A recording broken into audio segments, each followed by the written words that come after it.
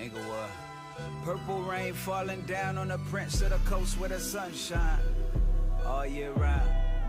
Purple haze over landscape, still I hydrate in the lunch line with the smog and clouds. Wood, start me out. This song's in the key of life, and love is in need of more. Young from Inglewood, barefoot on the cedar floor. If black music is the blood, then my heart has been beating more. Rapidly, happily, I look back on a Afeni Shakur. Her son paved the way, now all eyes on me. Cause I'm young, black, and gifted, Nina, all eyes gon' see. If you swung back when faced with a challenge that's meant to break you and balance scales, you ain't average, now throw your hands on three. Gon' put them up for black magic, black excellence, black habits, this black medicine, everything black chucks, black tucks, everything black hug, black love, everything. Praise black Jesus, play like Moses, give them flowers while they still give black roses. Everything black tie, black ride, everything black pride. KBLA Talk 1580. Let's talk about it.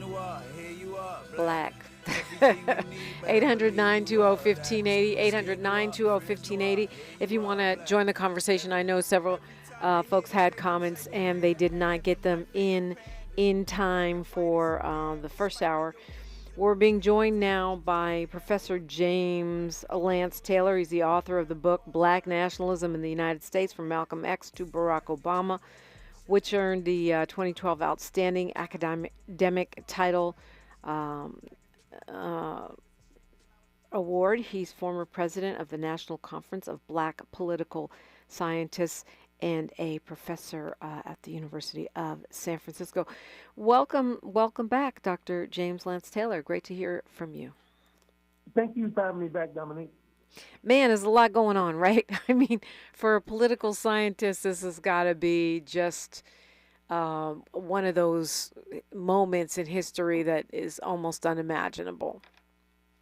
I think it is for everybody. Yeah. Whether you're looking at it from a standpoint of expertise or just an everyday citizen or a person alive in the world, these are extraordinary developments, and for a lot of different reasons. It's sort of the entire presidential campaign has been very tumultuous, contentious, polarized, and we've seen things swing from one end of the pendulum to the other, ranging from Biden's performance in the debate to what happened Saturday, the incident Saturday with Donald Trump, and the aftermath and the fallout. And I think Biden answered the question right when he was asked by Lester Holt. I think it was Lester Holt. What's next? And it's sort of like I don't know what the impact will be, or how the trajectory of this campaign will be impacted by these developments, but I think it helps Biden as much as anything, because it's changed the conversation and the narrative explicitly from his age as the main conversation and topic, and bided him some time to act presidential under these circumstances. For example, so far I've read that Biden has reached out to the family of the man that was killed, and the wife, apparently being a real MAGA soldier, has declined to either receive the call in some way or another, and Trump hasn't called her yet. And that allows Biden, I think, to gain some traction with people for acting presidential in a very tumultuous time. He reached out to Trump. He calls Trump. Trump's response was that Biden's call was I think he said something like the nicest person, the nicest conversation he's ever had with him, or something like that. Trump seemed to be chastened by the moment. He seemed to be affected by it in front of the country last night. So like you said, there's a lot going on. I thought, Trump came out prematurely. The way he appointed J.D. Vance with a 20-minute notice was all, from hip to, how they say, side to hand or hip to whatever it is. It was so quick. And then, J.D. Vance comes out, and it's like, okay, there's a whole new narrative now, because J.D. Vance has this compelling biography, rooted in Kentucky and Ohio, and the struggle of his family in the book Hillbilly Elegy. We've seen Glenn Close and Ron Howard collaborate on an outstanding film about it, and it pulled me in. I mean, I learned about Marmar. I read about Marmar. I don't know how many other people did, but Paw and Marmar, because like it was like reading the Beverly Hillbillies, you know, like with Jeb and Jethro and Grandma and all of them with the gold, you know, and you know, it turns out that, you know, his hill culture experience was deep and Appalachian, and a lot of ordinary poor people could advocate, you know, could relate to that. Jesse Jackson in the 80s included Appalachia in his whole Rainbow Coalition, you know, speeches that he gave, I think, in 1984 or 88. And, of course, LBJ looked at that culture in the War on Poverty. And so here you have a young man who came up under that experience who cannot relate to Donald Trump in any way culturally. J.D. Vance could probably relate to an ordinary poor child from any background more than he can Trump. And Trump has to be someone he despises, as he originally said. But again, once he ran in 21, he sold his soul. Like we've been talking about people selling themselves. J.D. Vance admits publicly he sold his soul in January of, I think it was 2021, when he ran for Senate. Yeah, I mean, you ran through a lot of things that I would like to go a tiny bit deeper on. And since I don't think we can skip over the assassination attempt. I was going to go right into J.D. Vance since you painted such a lovely picture of him. But the assassination attempt on the weekend has a lot of Democrats and others saying, okay, it's a done deal, Trump wins. I don't agree with that. I think it's A, really premature, and B, based on I don't know what's your feeling about not only how it impacts the election, but, you know, you said he seemed chastened by it. I don't know. How does that impact, you know, who wins the election? How does it impact the future of America? Put it in context of, you know, the history of assassination attempts and successful hits on U.S. presidents. Yeah, we've had 4 U.S. presidents assassinated, going back, you know, beginning with Abraham Lincoln and all the way up to JFK. Reagan was shot. Ford was. There were attempts on Ford's life a couple of times. Teddy Roosevelt apparently had been shot or attacked. And you know, Martin Luther King, of course, Malcolm X. We have to bring them into it and think about, you know, the violence and how it impacts the whole process. Right? We don't know how this will impact the political process, but psychologically, it certainly has impacted the whole country in ways that nobody can tell us. Like 9/11, nobody can tell us the psychological impact of what this represents because there's all kind of reaction to it. I mean, on the day of the event, Saturday, immediately one of the main narratives on social media, on X, was, hey, you know, there's some things that don't add up here. And that is the tone. And again, I thought about, as I would say it, from a journalistic standpoint, to maintain the journalistic integrity of your show is to be clear that I'm only reporting on what the reaction was on Twitter. I'm not taking sides about it, but on Twitter, there was a fierce reaction of skepticism. And, you know, it's the poisoning of Alex Jones and the entire, you know, Sandy Hook denial and the new truth or you know, convenient truth or whatever the word they used last election cycle to talk about convenient truths or whatever words they used to try to come up with, you know, convenient lies. You know, at some point, I don't think anybody can tell whether this helps Trump or hurts him sentimentally, emotionally for the first 48 hours, sure. But like I said, there was an immediate backlash pushed, and again, it goes back to all of the paranoia of the right, from QAnon to you know, to Pepe, the green frog, and all of this conspiracy theory going back to the Turner Diaries and Henry Ford's Elders of the protocols of Zion.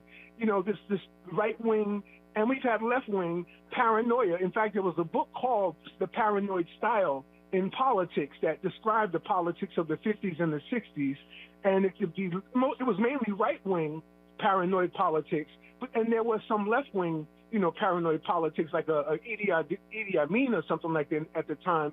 But you know, what we see now is that no one can know. People might actually gain more respect for Biden depending upon how he conducts himself. Right. Again, I don't think Trump gained votes. I don't think Trump lost any votes. I don't think the actual way it played out is going to have the impact that we think because of the way Trump, I think, mishandled it.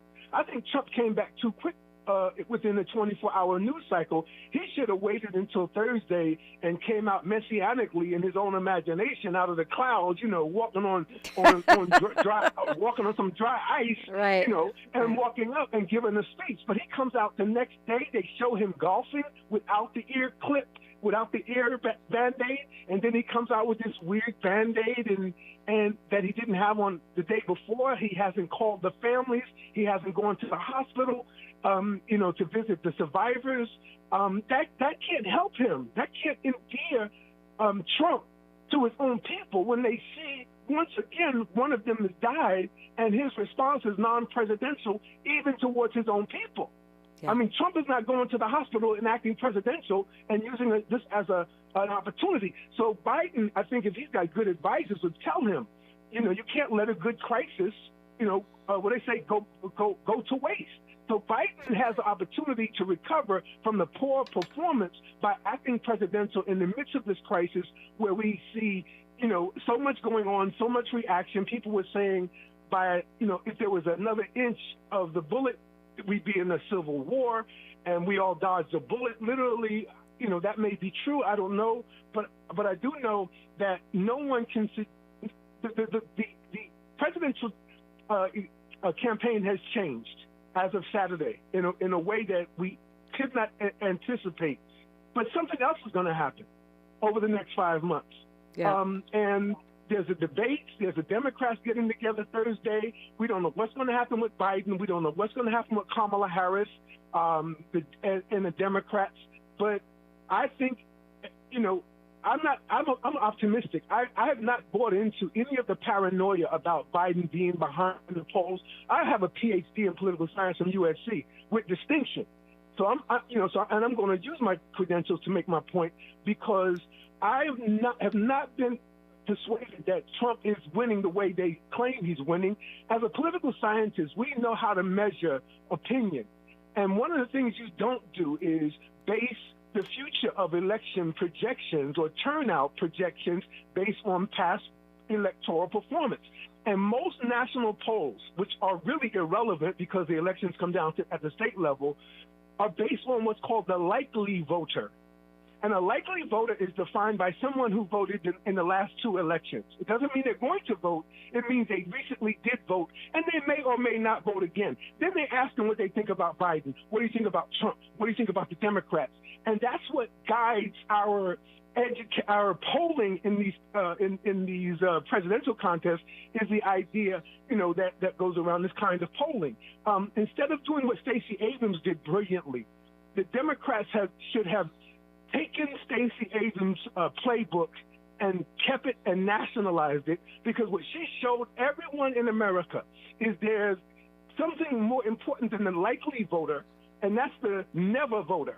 The voter of, like, our relatives who never vote, our relatives, our cousins, our friends, our associates who just have never voted.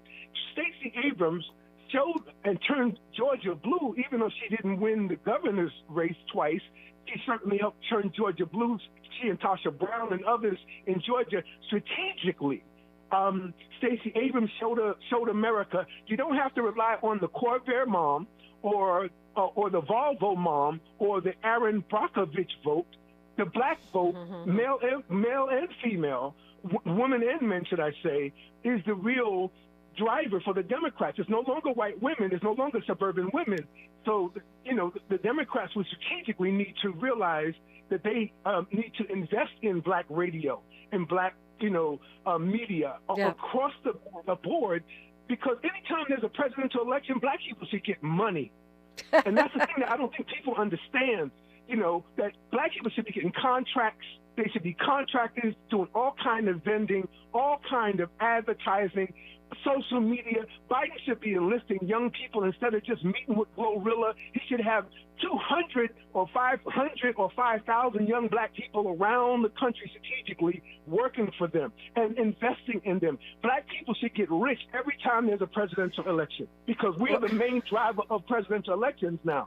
We're talking with Dr. James Lance Taylor. We'll continue the conversation. I did want to make the note, real Justin Alanea is in the chat pointing out that Kobe Bryant's father has made his transition.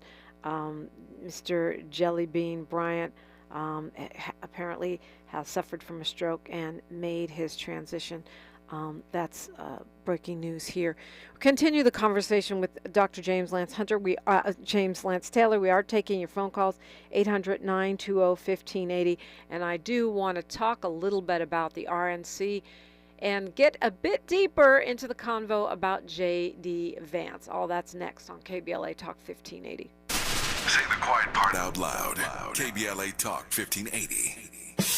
Happy anniversary, KBLA! KBLA Talk 1580 is now celebrating 3 years of amplifying our voice and uplifting our community. We deeply appreciate your support of this radio station and will always do our level best to earn your support. Here's to many more years of loving and serving our community. We're KBLA Talk 1580, and we've got your black. I know it gonna happen without you. $5,000. That's the average amount of money people in the U.S. are now spending on gas in a year. $5,000. That's crazy. If you drive, you have to download Upside, the free app that gives you cash back every time you get gas. That's right. You can earn real cash back with Upside just by buying the gas you're already buying. You can literally start earning cash back today. I use Upside every time I fill up, and I've already made around $200-300. You're putting gas in your car anyway. Why not get real cash back? If you like free money, download Upside. I'm saving the cash I earn from using Upside to help pay for a vacation later this year. Download the free Upside app now to earn cash back every time you buy gas. Use promo code PATH to get an extra 25 cents per gallon on your first tank. You can cash out anytime right to your bank, PayPal, or a gift card for Amazon and other brands. Just download the free Upside app and use promo code PATH for a 25 cents per gallon bonus on your first tank. That's code PATH for a 25 cents per gallon bonus. We're with Bridget, whose husband won't be home for months, and whose daughter is due any day. We're with Mike, who's leaving home to protect his family and yours. We're with all service members and their families who need community, connection, and maybe a bit of magic. Are you with them? Learn more at uso.org today. Paid for by government. Did you hear? A secret hoard of 1904 $20 gold Liberty coins have been found. These gorgeous 1904p gold coins are as bright and shiny as the day they were struck, and less than 500 of these gold coins are available. Coin experts are calling this secret U.S. gold coin discovery a once-in-a-lifetime opportunity, and you can own a piece of the hoard. When you call, you are guaranteed a 1904 gold Liberty struck at the iconic Philadelphia Mint. With limited availability, you must call now. These 1904 dated gold coins are still in uncirculated condition with brilliant luster. That is 120 years of history you can hold in your hand. To learn more, call 1-800-973-3083. Call now and you'll receive a free bonus, a $75 value free with every order. Call 1-800-973-3083 now to secure your 1904p $20 gold Liberty coins before they sell out. That's 1-800-973-3083. Thanks for waking up with Dominique DiPrima on KBLA Talk 1580. Talking with Dr. James Lance Taylor, but I want to go right to James calling us from Long Beach. Thank you for your patience. You are on the air with Dr. Taylor. James, are you there? Yeah. Okay, it's your turn. How you doing? Good, good. How are you? I'm sorry. Yes, good morning. Project 2025 is serious, and anybody that says it's not, I don't know where they've been. Because if you want to destroy the Department of Justice, you don't fire these federal workers. Most black folks, there's a lot of black folks that are federal workers. They'll be out of a job. But the thing I see is leadership. That's what you were talking about, leadership. Look at the response from our president Saturday, and look at the response from our president January 6th. 3 hours, president watched. They're looking his duty. And these are the things that bother me about the media. This is just so plain to lay out, but they won't touch it. And then you get somebody like J.D. Vance as a vice president. After Saturday, both sides said, we're going to cool this rhetoric down. We're going to bring the country together. And I said then, okay, let's see. Who has the first chance of doing that? Biden did. He did it Saturday. He did it Sunday. Okay, and then I said, okay, it's the Republicans' turn. They have all week, this week in Milwaukee, to bring us together. I didn't see that yesterday. As a matter of fact, my TV went black and white when the guy that didn't get it, the brother, what's the brother that didn't get VP? Oh, Tim Scott. Tim Scott came on, and I was back at Step and Fetch It. Yeah, that was. I was back at Step and Fetch It. My TV went black and white. So my thing is this: is they've had their chance. They have no interest in bringing this country together. They have all interest in divide and conquer, and they are using the South Africa model. I don't care if you guys, Hispanics and blacks, are going to continue to populate this country. We don't want you guys in power, because this country will go to hell if you're in power, which is a lie. Because we had 8 years of great leadership from our brother Barack Obama. And that's what I say. What I will ask any Republican, leadership skills that were on display just recently in January 6th, it's not even close. But the media hasn't pointed it out, and people aren't even thinking about it. So when you say Biden's old, he's this, he's that, which leadership would you want in times of crisis? Yeah. Well, Dr. James Lance Taylor, do you want to respond to anything James from Long Beach has just said? I think, I'll relate it back to the 1960 presidential debate, because it has a similar dynamic where people that listened to the debate thought Nixon won. People that watched the debate thought JFK won. And it was really looking at the rationality of the public in terms of its cues. What did the people see in JFK that suggested he won on TV? Well, Nixon had been sick. Nixon was sweating. Nixon had the flu or something like that. He was looking at the on-air sign, looking distracted the whole time. Meanwhile, JFK, he was shoe shine, Harvard, polished, knees crossed, and all. And again, in the time of crisis, like the Cuban Missile Crisis, when the public looked at this debate, Nixon was the better politician intellectually, and in his gut than JFK. But the public saw JFK, and they made a rational choice of JFK because he projected himself as cool, calm, and collected under stress of a debate. And it plays out soon, immediately in his presidency in the Cuban Missile Crisis, right? So it goes back to the way the public sees how the president behaves in a time of crisis. How did George Bush behave when he was reading the book on 9/11 that morning? That picture is indelible of George Bush responding to someone whispering, somebody's attacked America, right?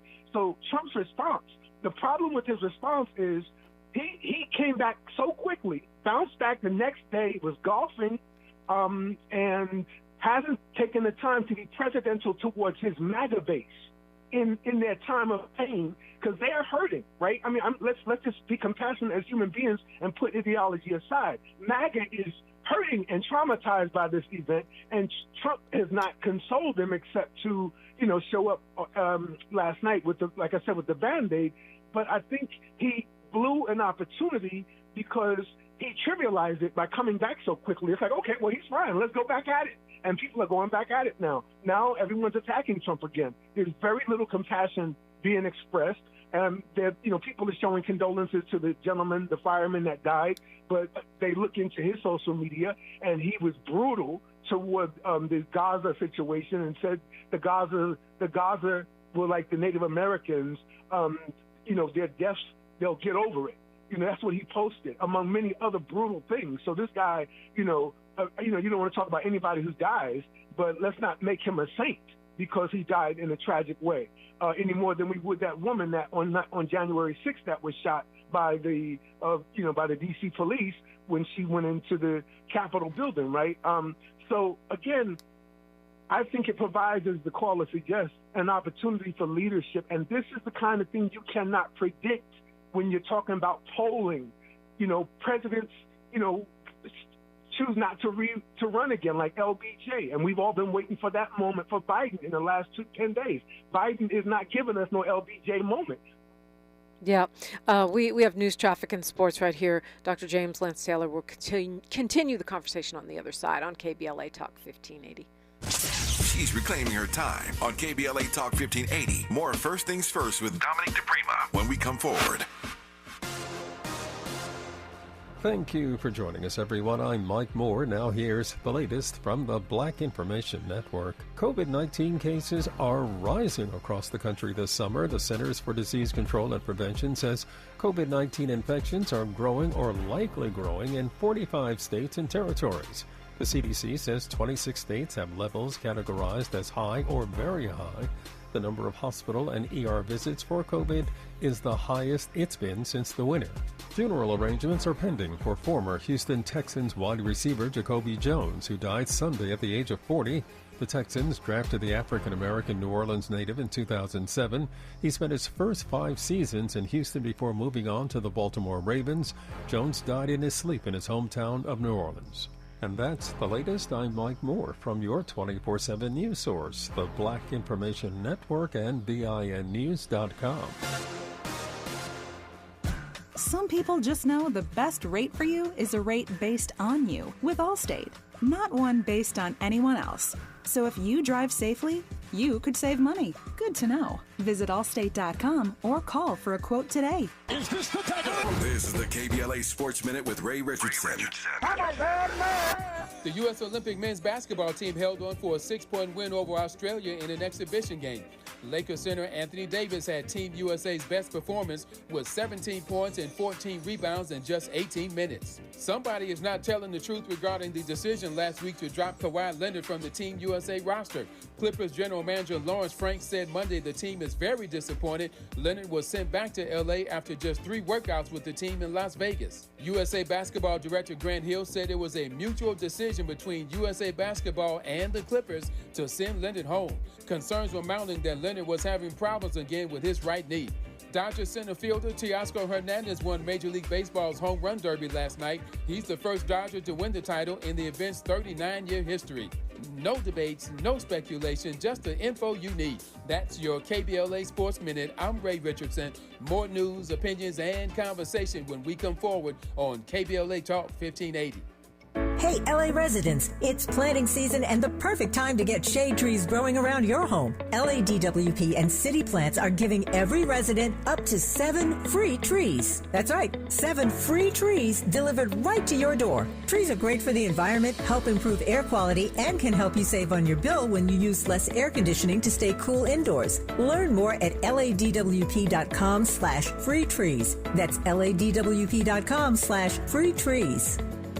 Paid for by government. Did you hear? A secret hoard of 1904 $20 gold Liberty coins have been found. These gorgeous 1904p gold coins are as bright and shiny as the day they were struck, and less than 500 of these gold coins are available. Coin experts are calling this secret U.S. gold coin discovery a once-in-a-lifetime opportunity, and you can own a piece of the hoard. When you call, you are guaranteed a 1904 gold Liberty struck at the iconic Philadelphia Mint. With limited availability, you must call now. These 1904 dated gold coins are still in uncirculated condition with brilliant luster. That is 120 years of history you can hold in your hand. To learn more, call 1-800-973-3083. Call now and you'll receive a free bonus, a $75 value free with every order. Call 1-800-973-3083 now to secure your 1904P $20 Gold Liberty coins before they sell out. That's 1-800-973-3083. With reported hate crimes rising in recent years, California has responded through outreach efforts across state government and in collaboration with community-based organizations for the launch of CA versus Hate. This non-emergency, multilingual hate crime and incident reporting hotline provides an anonymous reporting option for victims and witnesses of hate acts reported in 15 different languages through the online portal and in over 200 languages when calling the hotline. Report anonymously by calling 833-866-4283, Monday through Friday from 9 a.m. to 6 p.m. or online at any time at cavshate.org. When you turn to the Employment Development Department, we'll help you get there. Whether it's support for you and your family while you find a new job, or the resources to focus on your recovery after illness or injury, we can help you move forward. From support while you bond with your newborn, to helping serve your family while your partner serves our country. Your EDD. We'll help you get there. For more information, visit edd.ca.gov. This is KBLA Talk 1580, where everybody is somebody and nobody is a stranger. You belong here.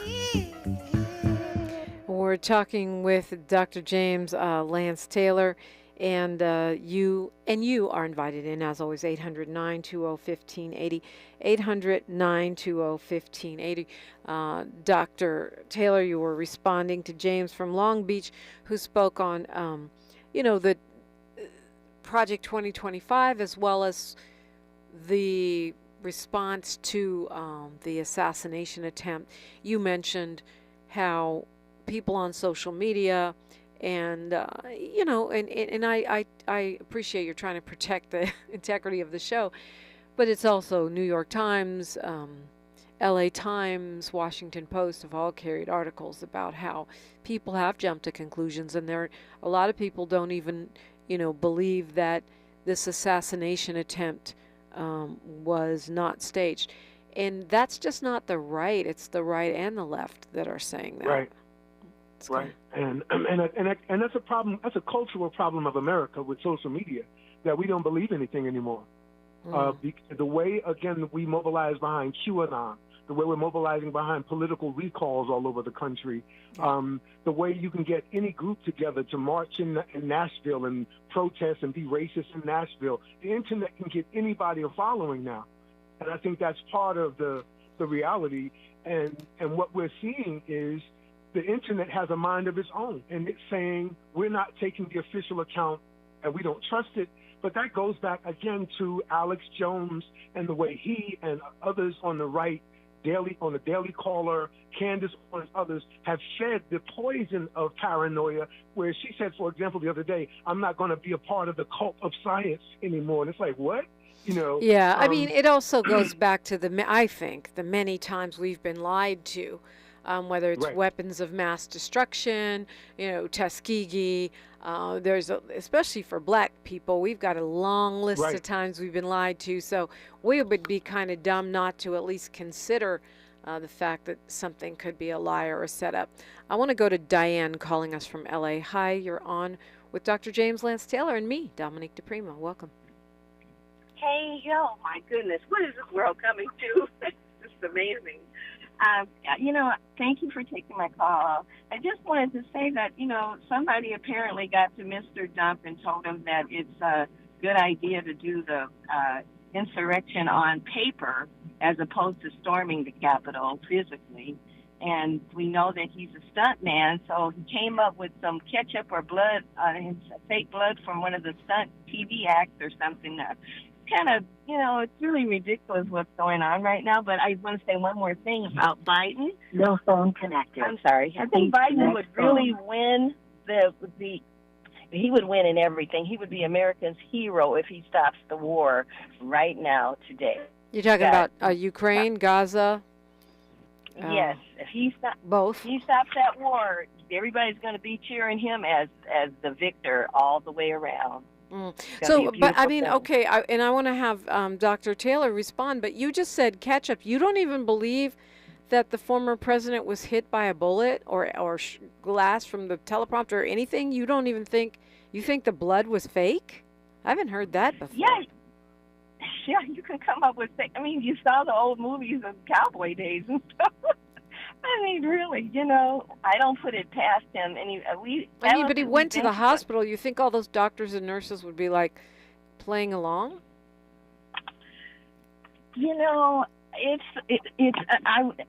I wouldn't put it past this country at this point. I mean, they can come up with anything and make it look like it's something else, really. Dr. Taylor? Again, we had never heard of false flag until Sandy Hook, and it became routinized in the paranoia, in the paranoid style of the internet, where there's this whole idea that there's a false flag, that everything we're seeing is made up, that there's these, it's all about pedophilia and and sexual exploitation of young women and girls. We've gotten all of this, and so now the shoe is on the other foot. So now the left gets to play the game of acting paranoid and rejecting the obvious and rejecting even dead bodies the way that Trump and others have with Sandy Hook. They trivialize it. When there was a shooting in Iowa recently, Trump didn't respond for 36 hours, and he did after all the other candidates did speak into it, including Nikki Haley. And then when Trump does say something, he says, we got to get over it. Yeah. That was his response to the killing of 2 kids, I think, in Iowa. So, again, Trump has not called these victims. And to me, this is, again, going back to the previous the first caller, it gives Biden an advantage that nobody can measure because of the way he's being able to act within the office. This is why incumbency is such a big variable to political scientists, because it gives Biden the office to act presidential. And even when he does, and if it's true that the wife rejected his call, it still shows him behaving like the quote-unquote adult in the room. So I think, again, last night I watched all of the RNC event, and they showed Donald Trump sleeping. Now, last week it was Biden's old, but they showed Trump sleeping. Yeah. That doesn't help Trump. So that's an unforced error, and there will continue to be unforced errors, like having Amber Rose be a keynote speaker. That was amazing. And say the things she said to black. She said she did her research and Trump is not racist. This is a woman who doesn't consider herself black and doesn't even know what black is, but she's decided that she's the researcher who can decide that Trump isn't racist. But let's assume she's right. Let's hypothetically play her game that Trump isn't racist. What is she doing as an advocate against sexual violence and sexual harassment when she, advocated the slut walk? A lot of she influenced, again, through social media, the whole culture not to shame women, sex workers, and, she did the slut walk. And she's we want to blame Sukiyana and Sexy Red, but Amber Rose is the grandmama of all this stuff. Yeah. Her and Kim Kardashian, and others. Now, I want to blame the women. The men were there too, but I want to be clear that, there's this whole internet aspect. The variable of the internet is something that those of us over 45 have to realize is a new reality every moment. We all know it, but I don't know if we factor it into our responses to different things like presidential assassination attempt. In the past, we would all be quiet, somber, humble, be afraid to say the wrong thing. In the 21st century with the internet, it's like, okay, he's alive, let's go back to war with each other, or, politically, between the red and the blue politics of America. So, I think when you look at Amber Rose, again, what's disappointing is much like, Kendrick Lamar, down there in L.A. called out Drake. It's a similar kind of phenomenon. Like, everybody, what's trending is Jocelyn Hernandez was right. That's what they're saying on social media. We owe Jocelyn Hernandez an apology because she told us on that reality show who Amber Rose had a problem with her own. Amber Rose had a problem with her own racial identity. But my question is, let's put aside her racial reality or confusion and look at the fact that she's been an advocate for women, and yet she's, figuratively speaking, in bed with a man who's been accused of all the things we know about. And that, to me, is a greater contradiction than they're playing in our black faces, is she's playing in women's faces. Well, to be honest with you, that's why I said I ain't saying she's a gold digger. That's why I cracked that, because to me, it's not just because she's Kanye's ex, although the Republican Party now, seems to be the party of problematic ex-girlfriends. They have Amber Rose, and they've got Kimberly Guilfoyle in the inner circle. But it's because she, to me, has proven herself to be 100% an opportunist who doesn't believe in Jack, because clearly she was, open to the highest bidder in this particular situation. Right. She got 26 million followers, so people are dogging her, saying she has no work going on, she doesn't have this going on. I looked at her page, I'm like, well, she got 26 million followers. Yeah, so but get 1% of them. Well, true, but it's also true that what's her job? Like what? Right. How does she stay relevant? She stays relevant by putting on a red hat and getting more work done. And how do any of these black supporters of Trump, like 50 Cent, we should call him out, and any of the others out, when you go back to the Central Park Five, when you go back to his grandfather and the Klan, when you go back to his father Fred not running the black folk and being an everyday New York race. I'm from New York. I grew up under Trump racism in the Reagan era. I know this feeling. In other words, I never saw Trump coming nationally, but Trump was despised in New York by black New Yorkers, black Puerto Ricans, and white. Puerto Ricans, and even by white people in New York. Trump was rejected. Trump has lost New York in three or four of his elections. He keeps losing New York. And the irony is, like Reagan brought his racism from California to Washington, D.C., when he cut his teeth on the Black Power movement and on your father and on the here in San Francisco. Nixon did the same thing, took his racism from California black politics and race politics and took it to D.C. Trump took New York race politics to D.C. He took the Central Park Five. He took Kaepernick. He called black women, internationally, he called black women bitches when he said, just throw the sons of bitches out. And he's talking to a league with about 75% black men and black mothers, and he's calling them sons of bitches. And Amber Rose is standing next to this. Yeah. And I think, much like they did to, what was her name, the singer Chrisette Michele? Yeah. If you remember, she didn't really have the body of work or the credibility in the community to do what she did, and I think it backfired on her because she didn't have the right, because she sang at the inauguration. Right? Yeah. So I just want to clarify the comment you've made a couple times about the widow of the man who died at the Trump rally. Yes, Biden called her. She didn't pick up. This is the wife of that firefighter. She said her husband wouldn't have wanted her to talk to Biden because he was a Trump supporter. But she does say, I don't have any ill will towards Joe Biden. I'm not one of those people that gets involved in politics. I support Trump. That's who I'm voting for. I don't have ill will toward Biden. He didn't do anything bad to my husband. A 20-year-old despicable kid did. And she added that she has not heard from Donald Trump, to your point. Professor Dr. James Lance Taylor. I will get to your phone calls, and I do want to get to at least some conversation about J.D. Vance, the new vice presidential nominee of Donald Trump, when we come forward on KBLA Talk 1580. More of First Things First with Dominique DiPrima when we come forward. So the thing no one tells you about periods is that your flow changes every day, and so should your tampon size. Tampax has 5 absorbencies to match your changing flow. If it's uncomfortable to remove, go down a size. If it leaks, go up a size. And only Tampax has a leak guard braid to help give you up to 100% leak and odor-free protection. All-day comfort and protection for up to 8 hours for under $5 a month. Based on average U.S. consumer usage at manufacturer's suggested price, however, pricing is at the sole discretion of the retailer, excludes 8-count packs. Oh, man. Looks like Bobby needs a ride to the airport again. Grab the keys. Who's taking Auntie and her friends to the swap meet? Grab the keys. How about we drop these boxes off at Miss Johnson? Grab the keys. Whether you're giving rides or hauling gear, you're all about getting things done.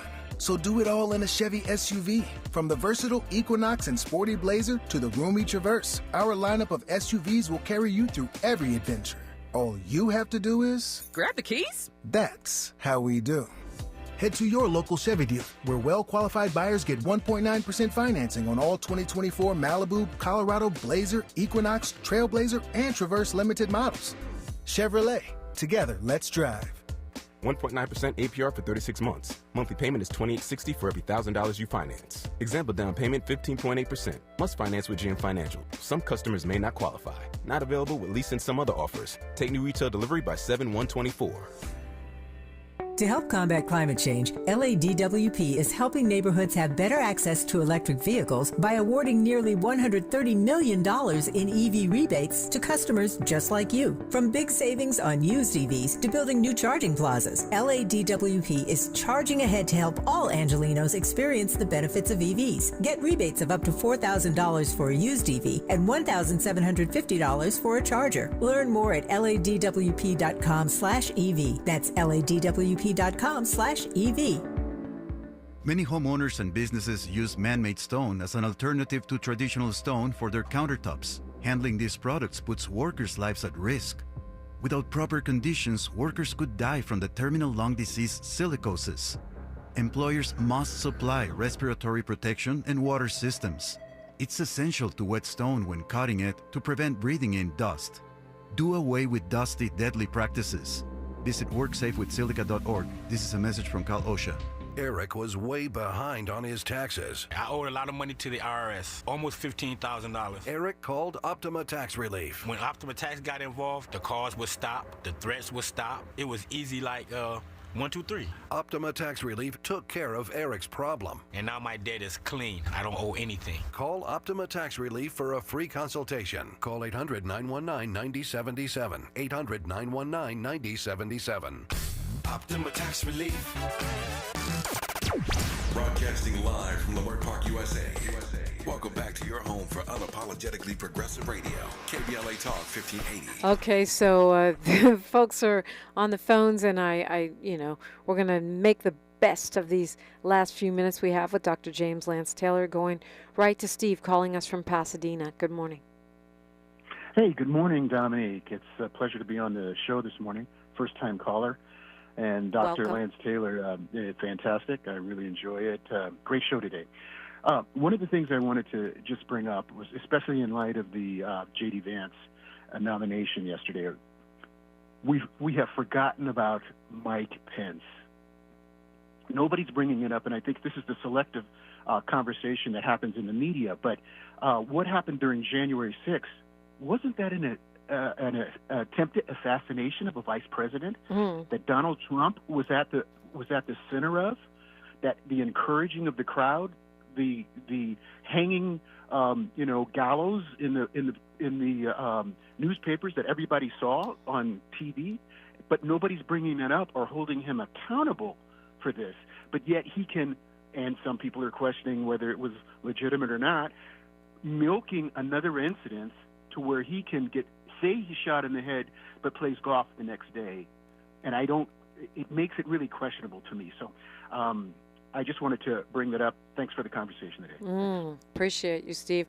Well, Steve set up several things for you. Go ahead, Dr. Taylor. No, I'll let that stand on his own, because I think he makes a great point that all I'll do is step all over it, because I think he makes a great point that this whole thing, Mike Pence, how the media is reporting it. Like in normal political times, the vice president of a president seeking re-election after being president, that's happened 7 times in our history. The last time was with Ike and Stevenson twice in the 50s. They'll it's like a rematch, like Ali and Frazier going back at it. And the question is sort of like how do we negotiate the moment, right? And we can't predict again how Biden responded. The wife of the fireman, now that's national news that Trump has not called. That's points for Biden with people who are not convinced and who are not religious about their vote people who are open-minded and neutral or middling in some way, that third of American voters who kind of don't go left or right but kind of straight down the middle. Biden appealing to this woman, her conceding that her own bitterness and her husband's bitterness towards, other Americans and their own sitting president, that doesn't bode well. And again, Willie Brown taught me something in 2000. Willie Brown from San Francisco, the great California politician, he said, Al Gore ran a poor campaign. And ever since then, Dominique, whenever somebody wins or loses, I ask myself, who ran the best overall campaign? And that means fundraising, that means the infrastructure we were talking about, that means mobilizing, that means voter registration, that means voter education, and that can't start on the fourth year when it's time for re-election. That has to go like Tasha Brown has been doing. Tasha Brown's been working in Georgia the entire time since 2020. She hasn't stopped. Other folks like Puffy, let's say Puffy wasn't in trouble, but Puffy or Ice Cube, they usually, like Amber Rose, politicians like them or Puffy figures like them, they don't do any groundwork in the community as it relates to elections until all of a sudden somebody says, vote or die, or I got a black agenda. And it's like, Ice Cube, let's sit down and talk for 3 years about a strategy. Let's meet with key people. Let's mobilize. Let's create independent parties in black communities all over America where we got 30 to 40% population. We can still do that as a strategy to force the Democrats and the Republicans to be more responsive to our black political agenda. But again, they'll wait until it's election time and stand by Trump, put on a MAGA hat, or say, I'm not voting for either side, or that both sides are the same. And it's like, Ice Cube, where were you for the last 3 years? And now you showing up a month before November election, and you want us now to talk about an independent party or a black agenda in the 11th month of the election? Come on, brother. So that's the kind of thing I think everyday black folk got to recognize, that the political elite, when you see 50 Cent with Trump's image on many men, don't let that discourage you or confuse you. That's the devil playing with us. But the reality is 50 Cent is rich. He's rich first now. He might still be black, but 50 Cent is rich first. And a lot of these people are rich first. They're not black first. And these rich first black people are interested in protecting their tax incentives, their own tax interests, their own economic interests. So when you are confused by a black person you thought was down with the community, all of a sudden parading for the ops, you'll know it has something to do with that reality. Yeah, I mean, it's all about their money. Well, we don't have too much time before we pass the mic to Mr. Tavis Smiley. But I guess, if you don't mind taking a couple minutes here to talk about J.D. Vance. I mean, certainly he seems to be an extremist and also someone who was a never-Trumper. What do you think this does for Trump, and what do you think it does for Biden? I feel it was a bit of a gift, an early birthday present for Joe Biden. Absolutely.